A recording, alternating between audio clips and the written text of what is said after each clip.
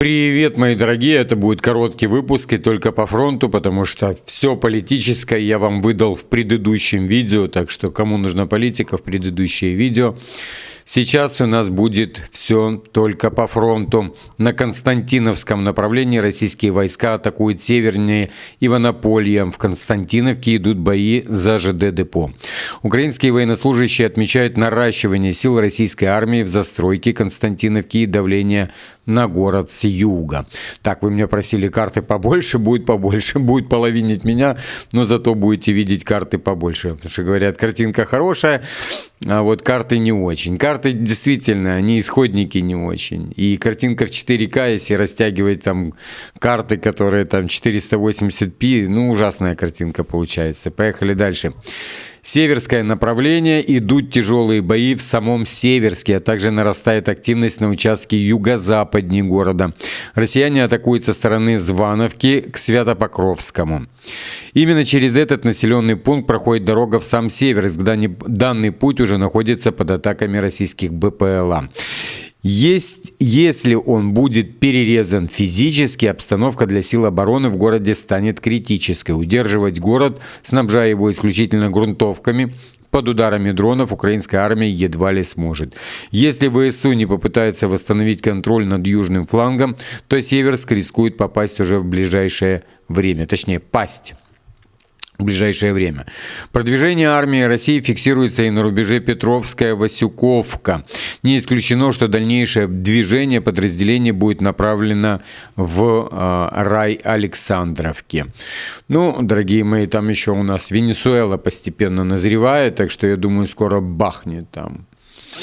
Уже и Мадуро там делает заявления некоторые. Пока это все, знаете, обмен просто там матами через забор, но там назревает, дорогие мои, очень сильно. Поехали дальше. В Украине разрабатывают свою альтернативу Starlink. Это Two-Way под названием UASat. Однако у системы есть несколько нюансов, которые следует учитывать. Об этом рассказал специалист в области военных радиотехнологий Flash. Там огромная статья, не буду ее вам всю читать. Просто двумя словами объясню. Там на самом деле две технологии они разрабатывают, потому что Зеленский... Я хочу просто, чтобы мы все с вами сели на стульчик и наблюдали, как он выкрутится из этой ситуации. А он выкрутится. Еще раз хочу подчеркнуть то, что я говорил в предыдущем видео. Если бы Зеленский не мог выкручиваться, поверьте мне, он бы не дожил до сегодняшнего дня. Ни в политическом поле, ни в военном поле, нигде. То есть Ермак, который был... мы сейчас вернемся к этому. Он занимался кадром, вопросами всеми. Он там строил вертикаль от А до Я, и Зеленский, был такой HR-менеджер, который выбирал под Зеленского, под вертикаль Зеленского и персонал. Понятно, что Ермак, если кто не знает, это Кучма-Пинчуковский. Я не знаю, как даже назвать. Цербер, можно так сказать, который контролировал Зеленского, и все, что происходит. Потому что Зеленский, как он там себя называл, там суперменеджером, и Ермака он также называл, не может контролировать кадры, он там должен постоянно надевать на себя маски, патриотов, страдальцев и еще кого-то или рассказывать про шашлыки, успокаивать всех, быть медиатором и так далее. Значит, по поводу этих технологий. Их две. Они обе заточены под геостационарную орбиту спутников. То есть они хотят у кого-то там спутники арендовать, типа под субаренду взять эти спутники, расширить там еще на какую-то зону, там 9 лучей дают эти спутники, этот провайдер, это HuggesNet называется этот провайдер. И вот через 9 лучей они хотят там через свои какие-то терминалы, которые дороже выходят, работать с этими спутниками. Еще раз говорю, это еще один из планов выкрутиться. Почему они это придумают? Второе, это через Kyivstar хочет подключить технологию, опять же, тоже через спутники. Чтобы не было через тарелку, а как сделала T-Mobile, то есть сразу же на телефон. То есть коннектится все на телефон сразу же, то есть. Каким это способом, я не знаю. Но добились они здесь немногого. Они добились 100 мегабит скачивания, чего можно было сделать там просто на обычном каком-нибудь спутнике. Да, это не проблема. Прием не проблема, отдача проблема. А отдача у них 5 мегабит. Это немного на самом деле. Это вообще ничего и ни о чем. И плюс у них там большие задержки и так далее. Так вот они хотят перейти вот либо на одну, либо на вторую систему. Но для чего? Потому что действительно сейчас все подключают. То есть Маск их будет отключать. Да, постепенно там, Трамп не шутит с ним, он по-любому позабирает все. Европа, конечно, будет там ходить улыбаться, делать там потужные заявления, но ничего она не даст. Поэтому они всячески подбирают возможности, да, чтобы как можно дольше продлить эту войну. Именно продлить, дорогие мои, продлить даже в условиях именно разваливающегося фронта. Им даже пофиг, что всю Украину возьмут. Главное, чтобы это было как можно дольше. То есть для бритов это выгодно, потому что кошмарят Россию, пополняется бюджет, да, за счет вот этих вот военных. Сами же военные этого не понимают. У нас уровень отупения огромный, вот украинского, да, уровень отупения. То есть он настолько скатился, что они идут и просят, чтобы война продолжалась дальше. Понимаете, да? То есть, это уровень полной деградации. И это устраивает. То есть на таком уровне полной деградации всех устраивает. Им любую какую-нибудь там, кто не скачет, тот москаля не будет, вот это вот, гроши на что угодно гроши, дайте на что угодно гроши будут. Понимаете, о чем я? То есть уровень отупения как раз подходит под те стандарты, которые им нужны. Что они будут сами себя убивать под разные там всякие кричалки и под всяких сумасшедших, вот у нас 2 городских сумасшедших, которых нужно в Одессу отправить. Это Джонсон, да, один из сумасшедших, и это Каллас сумасшедшая. То есть они как раз в этот формат входят. Продолжать войну только ради того, чтобы зарабатывали кто-то, кто находится там. И каждая кричалка, вот вы сейчас должны просто распополамить, да, вот как это делают сейчас американцы. То есть одни являются акционерами ВПК. Что такое акционер? Он купил акции и там за копейки, да, там на начале войны. А сейчас из-за того, что ВПК берут деньги у государств всяких, то есть у налогоплательщиков, а этим занимается как раз президент, и тут очень простая схема, то акции ВПК растут. И он купил их там, допустим, на 10 миллионов долларов. Они выросли там в 1000 раз. Вот представьте, прибавьте 3 нуля к 10 миллионам. У него уже будет там 1 миллиард один. Вот для чего они борются. Им нужна эта война дальше, потому что акции будут расти, расти и расти. А чем больше стран подключится, вот то, что им больше всего и нужно, чем больше игроков будет, тем больше будут эти акции идти. Потому что оружие будет, если еще развести оружие там в разных странах, там или там, то акции вообще взлетят в космос. То есть мы не боремся там за какие-то инвестиции там в искусственный интеллект, хотя туда тоже уже нормально инвестируют, да, и еще там во что-то, а борется именно в убийстве людей. И нашли как раз ту нацию, которая готова сама себя убивать. Именно, а по-другому не назвать. Там, с голой жопой на танк лезть, это реальное самоубийство. И при этом он бежит с этой голой жопой, с этим москаль, я тебя замочу. Вот он бежит. И он там даже в свою голову не вкладывает, что сейчас там вылетит снаряд из этого танка и разорвет его нахер. Он просто бежит, тупой, я не знаю, просто отупевший, обезумевший, убить этого москаля с голой жопой на танк. Но им это выгодно. Они будут распространять информацию, что вот там Россия нападет на Германию, Россия нападет туда. Хотя Путин говорит, это полное безумие, на НАТО нападет. Зачем? Но они это делают для того, чтобы этого европейца, который придет и скажет: да слушайте, вы устали из меня постоянно забирать мои налоги куда-то непонятно куда. У меня уже там на улице 5 дыр на дороге. Их когда будет залатывать? А ему сразу сказать: ты что? Что ты говоришь? У нас война. Мы будем сейчас защищаться от Путина. Какие дыры? Забудь. Все то же самое в Украине. А он будет говорить: какой Путин? Ты что, ты не понимаешь? Значит, ты агент Кремля, посадить его и так далее. То есть появились акционеры войны, да, и те, кто против этой войны, кто понимает. К сожалению, украинский народ вообще не хочет ничего понимать. Их все устраивает. Абсолютно устраивает. Их устраивает жить под этим срачем и так далее. Но, как говорят многие эксперты, что стул под Зеленским начали шатать. Не начал никто ничего там шатать.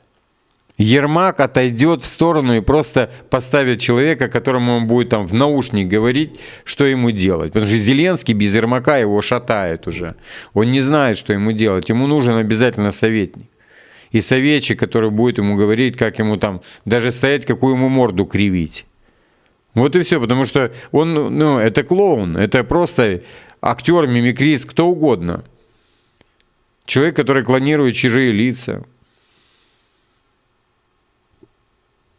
Вот и все. Он без Ермака никто. Поэтому иллюзий здесь питать не надо абсолютно. Поэтому тему Ермака я всегда убираю, потому что знаю, что нужно сесть на стульчик и наблюдать, как из этой ситуации выпетлит Зеленский. И я вам гарантирую, что он это сделает. Он выпетлит из этой ситуации. Мы увидим Трампа, который будет говорить, что я недоволен Путиным и так далее. Дайте время, сейчас он найдет способ. То, что он сейчас делает, это в любом случае просто актерская игра. Поехали дальше. Покровское направление. Появились новые свидетельства о продвижении российских войск на севере Покровска. Присутствие ВСУ в городе минимально. Однако спецподразделения украинских сил проводят рейды на его окраинах.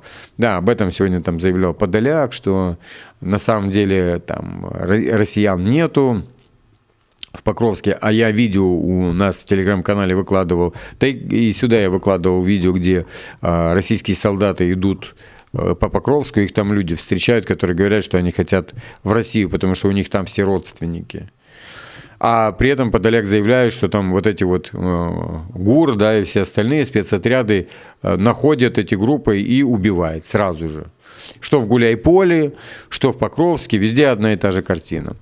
Горловина Мирноградского котла, остается по-прежнему преимущественно серой зоной. Украинские войска пытаются прорваться в обе стороны, но подвергаются ударам беспилотников. Из самого Мирнограда начинает появляться все больше сообщений о том, что южная часть города взята россиянами. Или же, как минимум, в ней закончилось организованное сопротивление сил обороны. На севере города ВСУ пытаются обороняться в окрестностях шахты Центрально. На флангах направления также продолжаются бои. Российская армия атакует в Родинском. Украинские силы контратакуют со стороны Белецкого, пытаясь прорваться к Затишку и рубежу Ивановка-Дорожная. И ты такой вот сидишь здесь, да, вот в Испании, и думаешь: господи, пацаны, что же вы делаете там? Ну, я про украинских солдат. За что? За кого вы там умираете? Серьезно, за кого? Эти схемы крутят, они столько денег заработали на всяких укрепрайонах, да, там всяких вот этих вот, не только укрепрайонах, но еще позиции там укрепления, на энергетике они там, у них куча схем, где они пилят кучу бабок, помимо тех акций, которые они там позакупали. Но сидит этот украинский солдат, и вот он должен мочить русских. Да даже если ты патриот, господи, ну что, настолько ты безумен, настолько ты туп. Ну, мне там еще, когда ТикТок у меня был, писали пацаны с фронта, что да, мы на фронте, мы тебя слушаем. Ну, ладно, окей, ты патриот. Ну, так можно бы там патриотить как-то по-умному, а не пойти себя там просто в мясо расхерачить. В чем твой патриотизм? Серьезно? Там у нас дороги нормальные в Украине или что? Я сегодня смотрел фотографии там одного места, которое там вот там позавчера сфотографировали. Дорог нет, но он идет русню бить. Дороги от этого лучше станут. От того, что там тебя замочат, это жесть. Я не могу. Это просто жесть. Гуляйполе, дорогие мои, поехали. Под Гуляйполем сохраняется напряженная ситуация, бои идут в окрестностях, а по данным народного депутата Безуглой, уже и в самом городе. Я тебя поздравляю, Безугла, ты только узнала об этом. Также россияне продвинулись рядом с Арестополем и взяли несколько лесополос на рубеже Новоалександровка-Тихая. Западнее Отрадного ВСУ утратили контроль над несколькими опорными пунктами у перекрестка дороги Отрадное и трасса Т-0401. Продвижение российских войск фиксируется в сторону Варваровки от Равнополья. Вот такая у нас ситуация на фронте. Для украинцев, да, понятно, что идет полное отступление от всего. Но хочу опять же объяснить, на этом война не закончилась. Гитлер не сдавался до того, пока его там не прихлопнули в это. Зеленский же, у Гитлера нет опции, да, там это была мировая война, которому они там всему миру объявили войну. У него была там опция спрятаться и сдохнуть, и все. Либо его там американцы вывезли где-то там и спрятали, либо сам он где-то там выехал и все. Но воевали до последнего, как понимаете. И вот тут то же самое будет. Вот до Киева дойдут, вот тогда да, там, ну и в Киеве прям нашкодят абсолютно все. Поэтому садимся на стул ровно и не питаем иллюзий. Если Зеленского снесут, ура, будем радоваться. Ну, еще раз хочу повториться. Сколько он уже при власти? Дорогие мои, сколько он уже при власти?